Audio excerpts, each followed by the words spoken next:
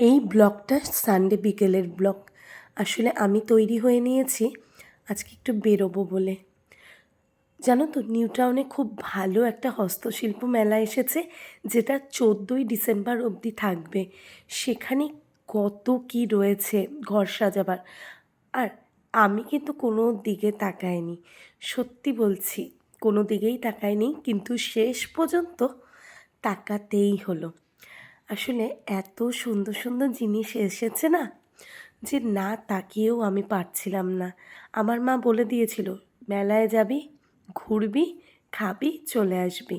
তা সেটাই করছিলাম ঠিকই, কিন্তু শেষ পর্যন্ত আর পেলাম, মানে পারলাম না। এই ল্যাম্পগুলো একটা কিনে নিলাম ঘরের জন্য। এত সুন্দর সুন্দর ল্যাম্প না, দেখার মতন। আর মেলায় প্রত্যেকটা জিনিসই খুব সুন্দর এসেছে, যদিও সমস্ত জিনিস আমি তোমাদের সাথে শেয়ার করতে পারলাম না। আসলে এত বড় নিউ টাউনে মেলা কখনো হয়নি। এবারে যত বড় হস্তশিল্প মেলা এসেছে, খুব সুন্দর সুন্দর জিনিস এসেছে জানো তো। আর তোমরা যারা যারা কলকাতার মধ্যে আছো, তারা কিন্তু প্লিজ এই নিউ টাউনে হস্তশিল্প মেলাতে একবার ভিজিট করো। সত্যি বলছি, খুব সুন্দর। আর ওই মেলা থেকে বেরিয়ে নিয়ে ভাবলাম যে একটু অন্য কিছু খাই, তাই চলে গেলাম চাউম্যানে।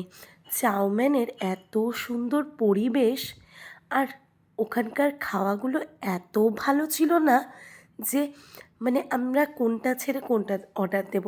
তাই কিন্তু প্রথমে দিয়ে দিলাম প্রনেরই ওদের একটা রেসিপি, যেটার নাম আমি হয়তো তোমাদের বলতে পারবো না।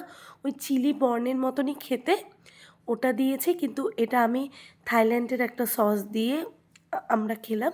প্রনের এই আইটেমটা যখন অর্ডার দিলাম, ওরা জিজ্ঞাসাই করলো যে আমরা থাইল্যান্ডের সস ইউজ করব নাকি অন্য কোনো ফ্লেভারের সস ইউজ করব। তা আমরা থাইল্যান্ডটাই চুজ করেছি। আর তার সাথে আমরা নিয়েছিলাম ড্রাগন চিকেন, আর নিয়েছিলাম শেজওয়ান হাক্কা নুডলস। অসাধারণ জানো, অসাধারণ খাওয়া ছিল।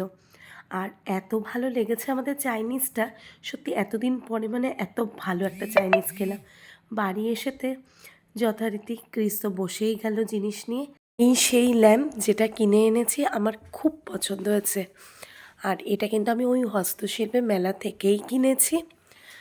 তোমাদের কেমন লাগলো প্লিজ আমাকে কমেন্ট বক্সে জানিও। সুস্থ থেকো, ভালো থেকো, আমাদের গল্প কিন্তু এমনই চলবে।